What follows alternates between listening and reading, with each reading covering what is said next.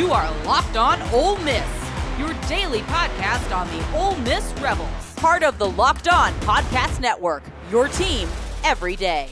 First, this episode brought to you by our friends at Mazda. Mazda crafts cars for those who do more than simply move. Mazda delivers confidence with every ride, with more IIHS Top Safety Pick awards than anyone else as of August 2025. From footwork to breathwork, athletes are sweating all the details every week in these wonderful college football games we're watching. Mazda brings the same intention to how they craft every model. You can make everyday drives feel like anything but. Why be common? Why be ordinary? Why not elevate? Mazda gives you that. From smooth handling to intuitive controls, and they've got all-wheel drive standard in every crossover SUV. You can drive with confidence through almost any season. Like the players on your favorite team, Mazda sweats every detail, because when you make every move count, impossible becomes irrelevant. Mazda, move and be moved. Hey. Who needs this game more? Lane Kiffin or Brian Kelly? Stephen Willis, Locked On Ole Miss is here. This is how I look at it, Stephen, and I don't think I quite know. I think I know that Brian Kelly needs this one more, because Brian Kelly has larger external pressure and questions, and now you look at their win against Clemson, it looks much less impressive. Whereas for Lane Kiffin at Ole Miss, I don't think there's nearly as much pressure as there is to win this year than Brian Kelly. Not that they don't want to win. I'm not trying to say Ole Miss fans are just completely neutral and like, who cares? Let's just win 7-8 games, go on to the next. I'm not implying that at all. But that's the way I think this lands for me when you look at the big picture for these two coaches. Do you see it that way?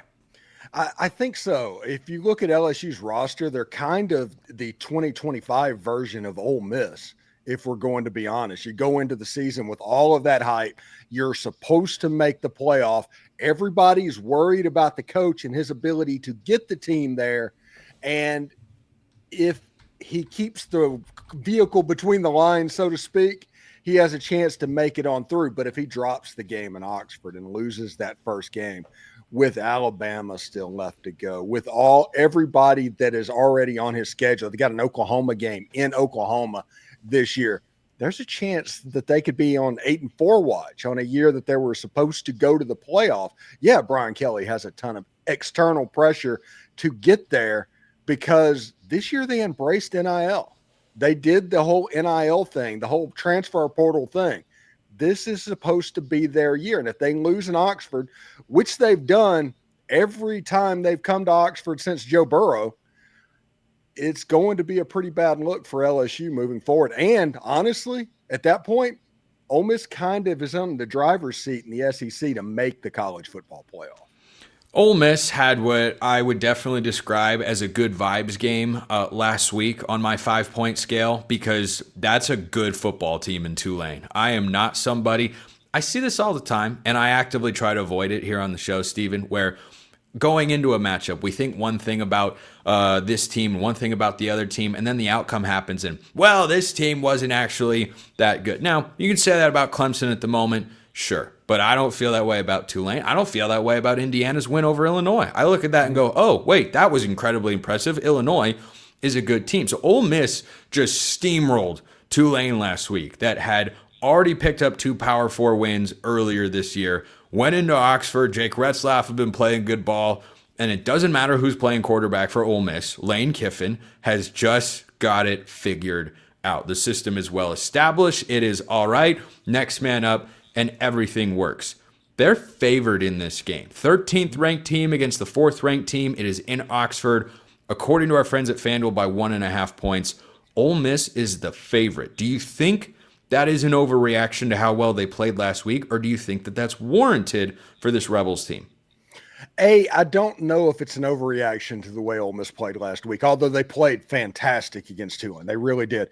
I think it's a reaction to how bad LSU has looked in the early part of the season, and their big wins against Clemson and Florida don't look like big wins anymore. So when it comes to LSU, everybody's not quite sure what they have. LSU hasn't been able to run the ball. Even against Southeast Louisiana, they averaged less than 4 yards per carry in that game. Their offensive line has kind of been a mess. And the funny thing is, the weakness in the Ole Miss defense is run defense. So in this game, it's going to come down to LSU's ability to run the football and Ole Miss's ability to stop that run. If LSU can't do it against Ole Miss, which they couldn't really do it against Sela on Saturday, they are going to have a serious problem on their hands, because if we all know anything, Lane Kiffin is going to scheme up 24, 31 points in the game. Just the schemes and the way they play, they're going to be able to score. If you can hold down LSU, this is almost an exact reverse, in my opinion, of the 2024 Ole Miss LSU game, to where you go down into Tiger Stadium, you have all those hopes, and the air gets completely let out of the balloon. Sela, by the way, Southeast Louisiana, for those that are not familiar with the lower level college game in the greater Louisiana area. But the over-under set at 54.5, and past years would indicate that should be the easiest over bet of the week, according to our friends at FanDuel. Steven, 54.5, they might hit it in the first. I don't feel that way.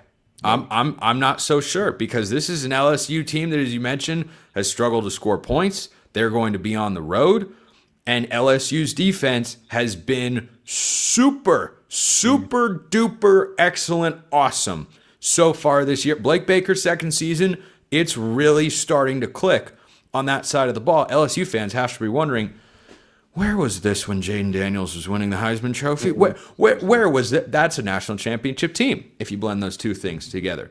Do you think that this game gets high scoring again, or are you seeing a game that's played under 30 points for both sides? I think under 30 points for both sides. And in fact, I think that we're going to look up at the clock at about 9 minutes to go in the fourth quarter, and it's going to be 17-17. That's what I think is in our future, and it's going to come down to who makes a play at the end of the game to determine who wins the game. I feel really good for a Monday evening as we record this about Ole Miss winning this game. I feel better about Ole Miss winning this game than honestly I did about Ole Miss beating Tulane. I thought that was a classic trap game. And I think that Ole Miss has shown some toughness. They made plays against Kentucky. They made plays against Arkansas. And when it comes to a team, sometimes either you make plays or you don't. Last year they didn't. This year they're making the plays they need to make. And like I said, I really like Ole Miss early in the week. Two important questions, and I'll get you out of here on this, Steven. Who's going to play quarterback this week, number one? And number two, does it even matter? I don't know that it matters, honestly, as crazy as it sounds. I think, and this is just me talking, it's going to be Trinidad Chambliss. Now, at Lane Kiffin's press conference on Monday, he said that Austin Simmons is his starter if he is 100% healthy. So the question becomes this week, is Austin Simmons going to hit 100% healthy? I'm skeptical, I guess we could put it. Trinidad Chambliss has won games, and this is the best defense that Trinidad Chambliss will have ever seen on a football field. So by a lot, by leaps and bounds. So if Trinidad Chambliss comes out and starts the game and has a game like he has the last 2 weeks, knowing that it's not going to get harder for him the rest of the season, I think going into the bye week, it gets weird in Oxford. It genuinely gets weird at that point. But I do think Trinidad Chambliss is probably going to be the quarterback this weekend. I don't know that I'm confident enough right now to make a pick on this game as we do this. I might have to save that for later in the week. Yeah. I got to let these sorts of thoughts and discussions marinate for a few days before I can come down. This is a tough one to pick. Ole Miss is at home, but LSU's defense is so good. Defense travels. I know Garrett Nussmeier can play well against an SEC defense. Trinidad Chambliss. There's a lot. There's a lot in this game. Yeah, go for it.